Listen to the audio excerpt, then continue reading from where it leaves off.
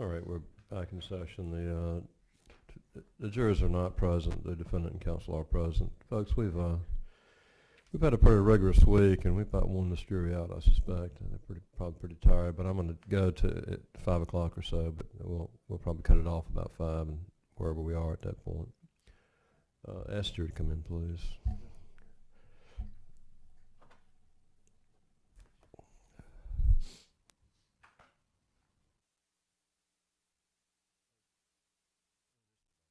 Any additional witnesses you anticipate? Yes. You think you'll arrest sometime Monday? I do. Okay, thank you. In view of that, you'll need to be ready on Monday. We'll be ready. Okay, thank you.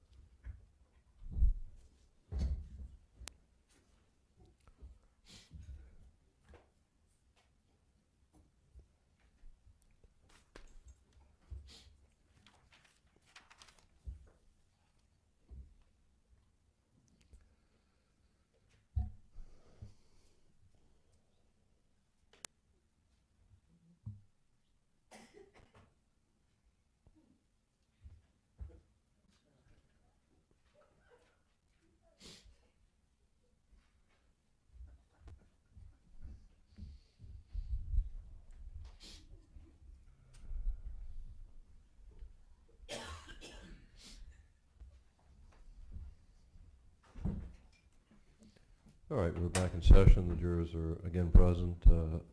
State may call your next witness, please. Thank you, Your Honor. This time, the state will call Dr. Ann Ross. Okay. Doctor, you can come forward and be sworn, please.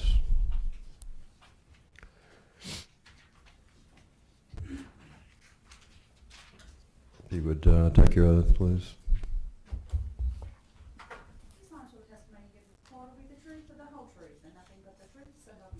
I do. Thank you. Thank you.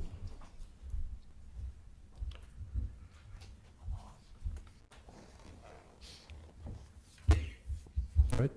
Would you state your name, please? My name is Ann Ross. And how are you employed?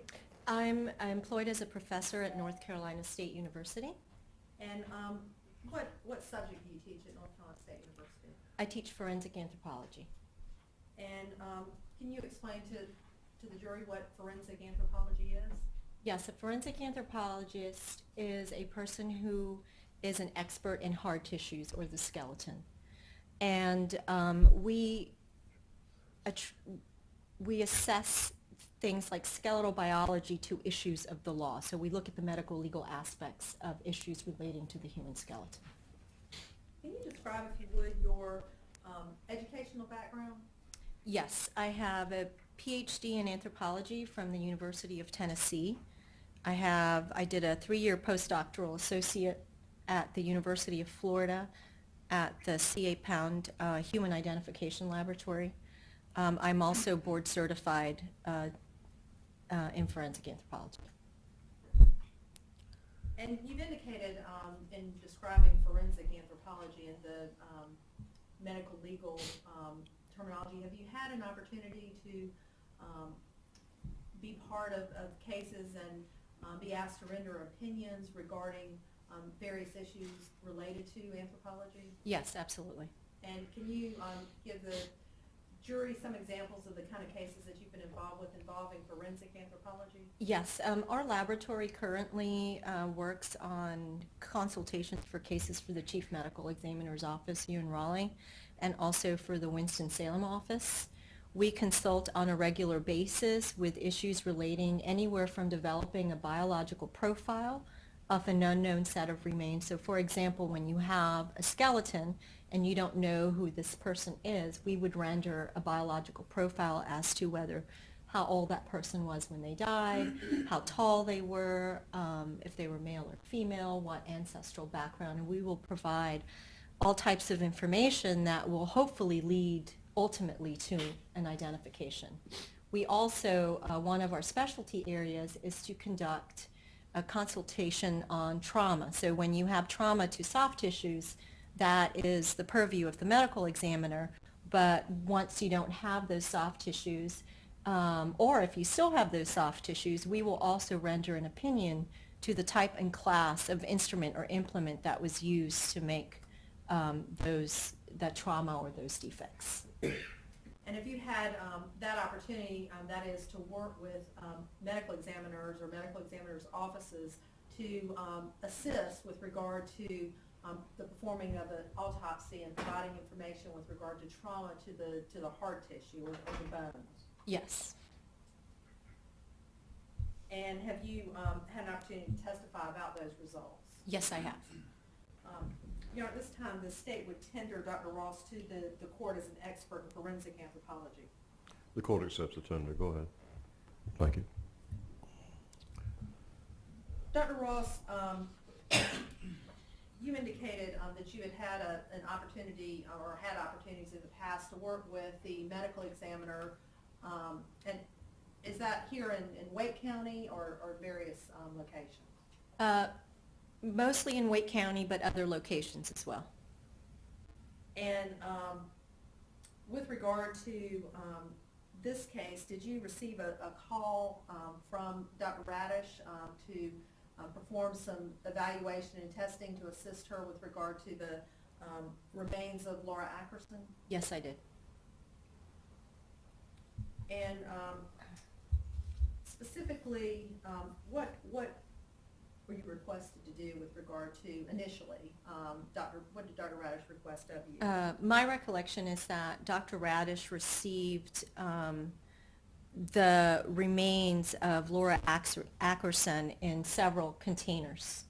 And the issue was trying to identify what we had received, and she asked me to assist in the initial inventory and examination of those remains.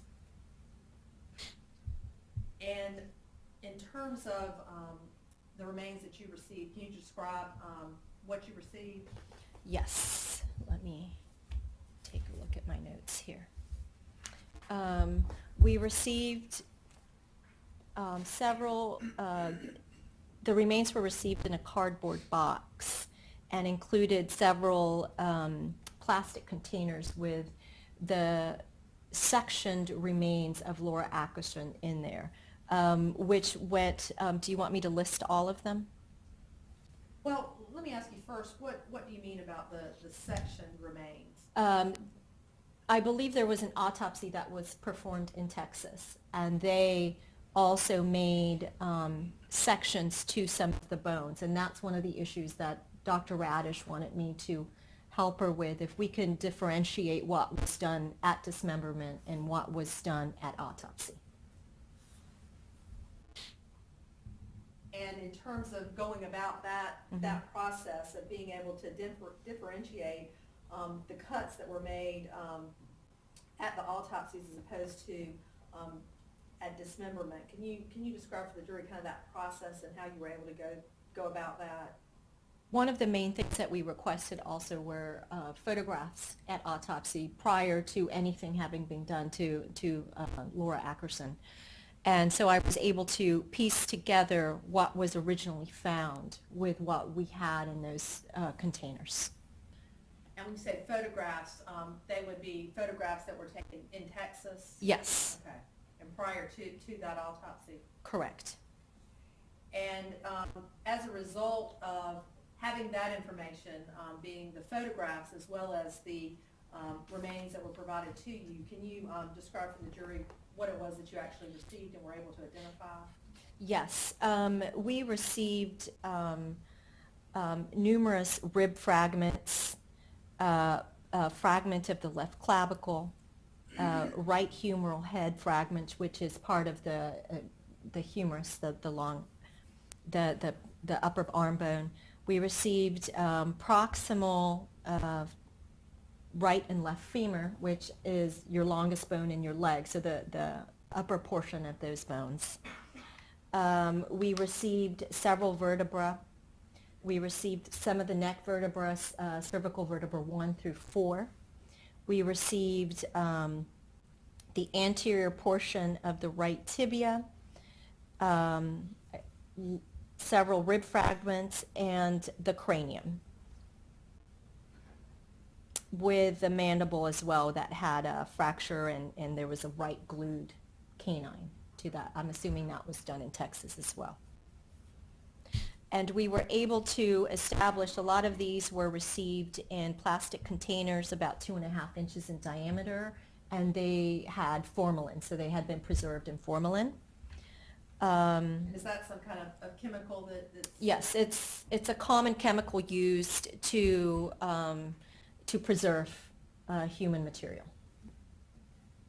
And once you kind of went through and figured out what you had, did you undertake to try to determine, for instance, with the sections, which side had been actually cut by the medical examiner as opposed to the dismemberment? Yes. And with regard to these remains that you've listed, were certain bones or fragments easier to make that distinction? Yes, than they others? were. And what about, for instance, the rib fragments? Yes. Were they, was that an easier process with regard to rib fragments or not? No, those actually, it was quite difficult to assess whether the ribs were done during dismemberment or at autopsy. And the reason is that the ribs are very small, and once you start cutting through those, they fracture very easily, and you cannot distinguish any type of cut mark or striations or any type of defect that was left by the tool that was used, so it makes it very difficult. And also with the ribs, normally when you do an autopsy as well, it's a common practice to take the plastron or the chest plate off of the body to examine internally. And so, with regard to the rib fragments that you received, were you able to distinguish what the cuts that were made at autopsy as opposed to cuts that were made as part of dismemberment? I am looking at my report here. I know there were some that I was not able to distinguish, and I put, I believe I said not able to distinguish on the ones that I couldn't do. And kind of conversely, were there other remains or bones that you received that you were, it was clear to you the area that had been cut with dismemberment as opposed to the cut that had been made by the medical examiner? Yes. And can you describe which bones that was apparent to you? The bones that were very apparent are some of the bigger bones. So there were I believe one of the femora showed clear saw mark activity that we were able to distinguish. And also there was a stab wound to the 4th cervical vertebra, which is the 4th neck vertebra on the anterior surface. And so with regard first to the larger bones where you were able to make a clear distinction, can you describe the difference between what you observed with regard to where the medical examiner had made the cut as opposed to the dismemberment site? Yes.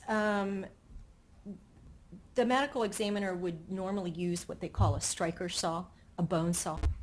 And that leaves a very smooth edge without striations. And the bones that we were able to observe on Laura Atkinson had distinguishing striation left by a different type of blade.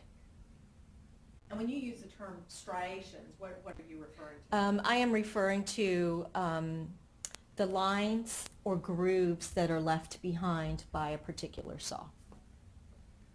And are you familiar with the term tool mark analysis? Yes. And with regard to your work as a forensic anthropologist, are you called upon to make some opinions, if you can, with regard to tool mark analysis? Yes, and we don't generally call it, we're not tool mark analysts as you would normally think of as in law enforcement. But we are able to associate specific types of marks left on the bone to specific classes and types of weapons.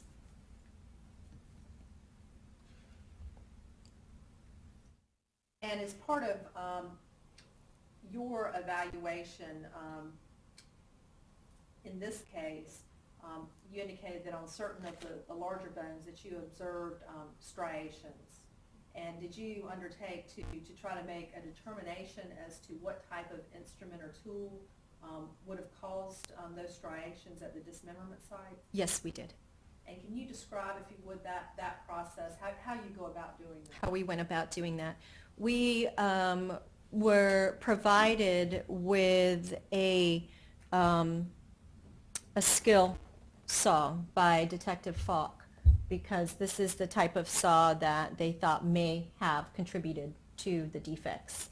So in order to test this, we used that saw that was given to us along with the different blades that came with that saw, and we utilized pig bones as a proxy.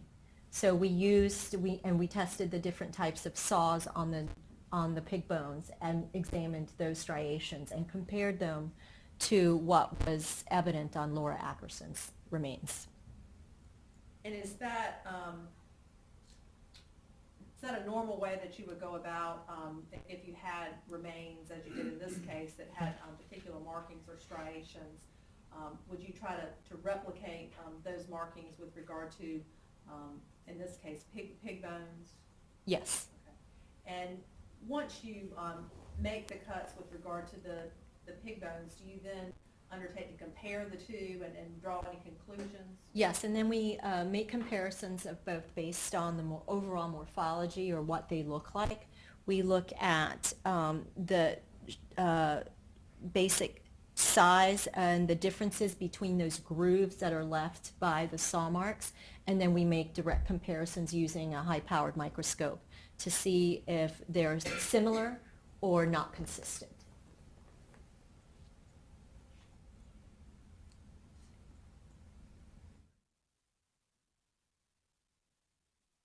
And after going through that process, that is comparing the dismemberment sites to the pig bone using the saw that you were provided and the various blades and making those comparisons, did you draw some conclusions?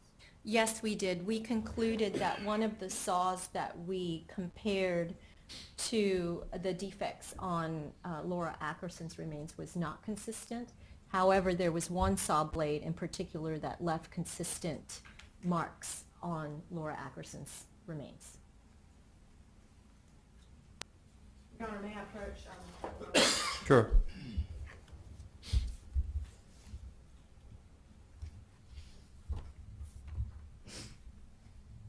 Dr. Ross, I'm handing you what has been marked for identification purposes as State's Exhibit A509 and A510. Yes.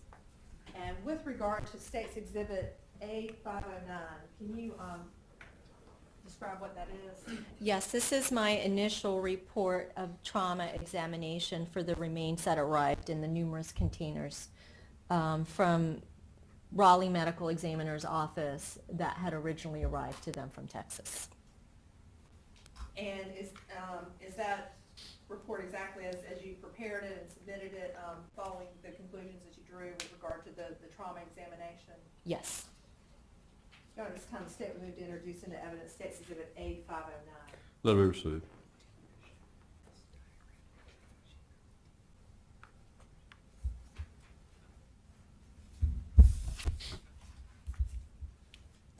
And with regard to State's Exhibit A510, do you recognize that document? I do. And what is A510? A510 is the comparison of the skill saw and its blades using pigs as proxies. So is that kind of the second report that you prepared in connection with the evaluation that you conducted? That's correct. At this time, the State will move to introduce into evidence State's Exhibit A510. Let me receive. Your Honor, at this time I would ask permission to publish State's Exhibit A509 All right. by virtue of the large screen. Okay.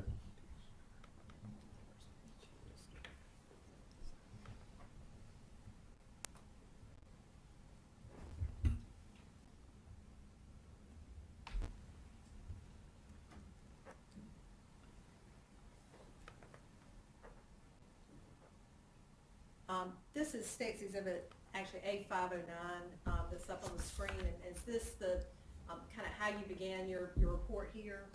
Yes, it is. And this indicates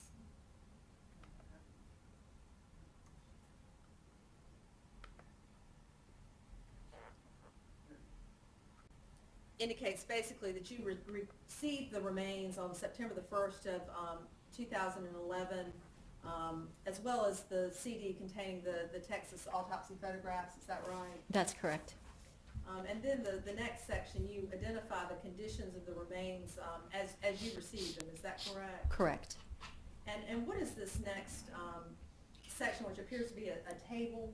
Yes, and for purposes, this is primarily an inventory of the remains that we received in the laboratory. And basically, the first column would indicate identifying the remain itself. Yes. How it came to you. Yes. What are the next? The next one is whether there was soft tissue. Some had soft tissue on them, and I would say soft tissue, yes. Some would have cartilage. I have also indicated where there is no soft tissue and it's just the bones. And I also have some that has desiccated soft tissue. Desiccated soft tissue meaning it's dried out. The next column, whether they were contained in formalin or whether they're not treated with formalin. And then the last column is differentiating between autopsy section and dismemberment, and with the assistance of assessing them from the original autopsy photographs from Texas. And for example, in the rib fragments, I say I cannot differentiate. So for C5 fragmentary and the cervical vertebrae, those are easy to differentiate, but the ones that I say no are that you can't differentiate them. So basically you have N's and Y's are not applicable in this last column. So no would be that you couldn't make a distinction between the area that was cut by the medical examiner as opposed to the dismemberment site. That is correct. And so listed here, L2 is the first one that's listed in the table where you've indicated a Y for yes. Yes. And L2, where is that located? L2 is one of your lower lumbar vertebrae. Okay, we have cervical vertebra, which are your neck vertebra, your thoracic vertebra that articulate with your ribs, and then you have 5 lower lumbar vertebrae. And so was this, as opposed to the rib fragments that you had observed, basically a bigger Yes, bone? a bigger, denser bone. And that, as a consequence, was easier to make some distinction between those sites in the cutting? Yes. What were the other remains that you were able to make that distinction between the dismemberment site as opposed to where the medical examiner had made it? We were able to make that distinction on the right humeral head fragment, which is your upper arm bone, and that's also a larger, more dense bone. Cervical 5 vertebra, also your 5th neck vertebra. We were able to distinguish that in the right scapula or your shoulder bone, or excuse me, your left shoulder bone. Left proximal femur, right proximal femur, which are the longest bone in your leg, the proximal aspect, or towards the midline. Your right distal femoral condyles as well, which is where they articulate to your lower leg bones. First lumbar vertebra, 11th and 12th thoracic vertebra, cervical vertebra 1 through 4, and that was it. So I count about 10 of the remains that you were able to make that differentiation. Yes. And going down to the next page, you've got a section entitled trauma. And what are you reporting here in terms of your conclusions that you reached? I am reporting here my observations of the trauma that is observed not from sectioning at autopsy, but those that were produced outside of autopsy. And with regard to your observations, did you make any observations with regard to saw marks? I did. And can you describe what you observed? Yes, there was evidence on several of the bones of saw marks, and particularly I also estimated that a saw with 14 teeth per inch, and most saws have, they're based on the distance between the teeth that are used for a saw. And we were able to estimate that this one had approximately 14 teeth per inch. I believe the saw manufacturers also have these are standard sizes, and we're able to actually count those striations in the bone, and we are able to state how many teeth per inch each or the cuts are made. Yes. And did you include as part of this report a photograph that would illustrate with regard to one of the bones where you saw these saw marks? Yes, I did.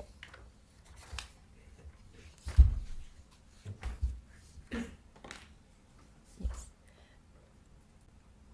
And this is the left proximal femur. And again, that's where? This is the upper portion of your lower leg bone, and you can see there that almost looks like a big ball. That is your femoral head that articulates with your hip. That actually goes inside your hip. And you have a notation which is, and a line drawn from it, which is 14 TPI? Yes. And is that the 14 teeth per inch? That's the 14 teeth per inch. And you also have a scale kind of off to the side in a photograph that appears to be the same bone but taken kind of from a different Kind of different angle, so you could actually see how we counted those teeth per inch.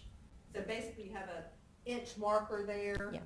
And then when you say counted, what are you counting exactly? We're counting those striations or those grooves left by the saw, and we count how many of those striations you can actually see in an inch, basically.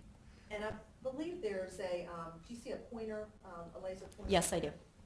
Can you point out the striations that you observed that you were counting? Yes. Let's see. I don't want to.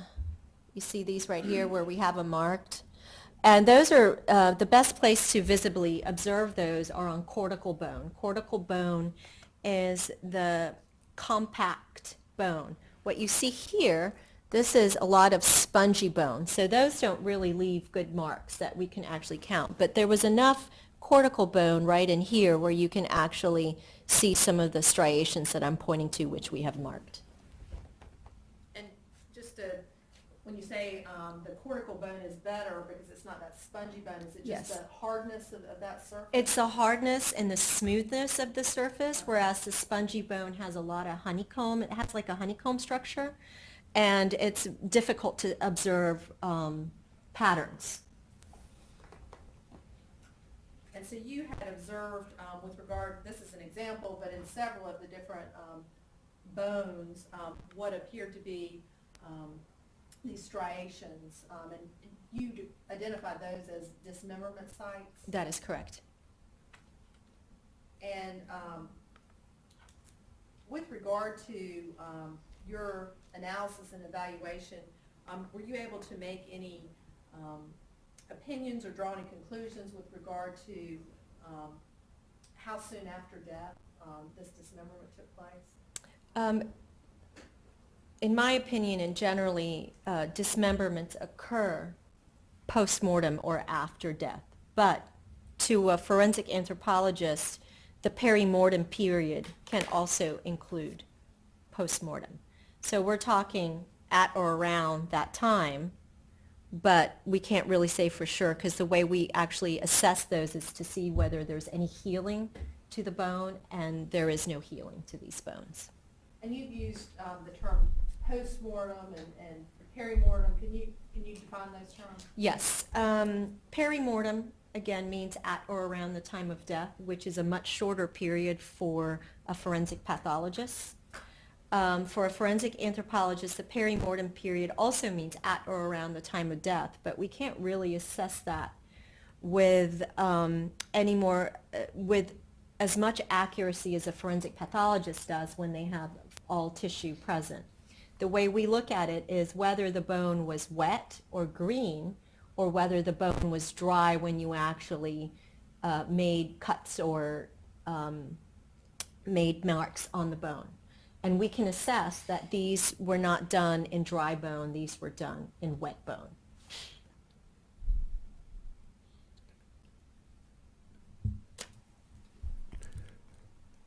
It's 5 o'clock. I think would probably be a good time to stop for the day. We'll finish Dr. Ross's testimony Monday morning. We're also going to call Ms. Lask back, as you recall, and finish her testimony on Monday. And I believe from what I gathered from what the prosecutor had said earlier, Dr. Ross, Ms. Lask, and then you have one additional witness. So you anticipate the state will rest on Monday? I do. Okay. All right. Doctor, stay with us just for a minute. Ladies and gentlemen, we're going to stop for the week. It appears that we're ahead of schedule, as I had hoped, and we're making progress in this matter. I remind you, you're going home over the weekend. Again, to follow my previous instructions, be careful about your conduct. Be careful not to be in or around anyone who just who wants to talk about this case. Politely and firmly tell all your friends and loved ones and neighbors that you can talk to them about it after it's over with, but not until. Okay. Don't be exposed to any information about the case, and keep an open mind. Don't form or express any opinion about the guilt or innocence of the defendant or any matter in controversy. We'll see everybody here at 9:30 on Monday morning. Thank you very much. All excused.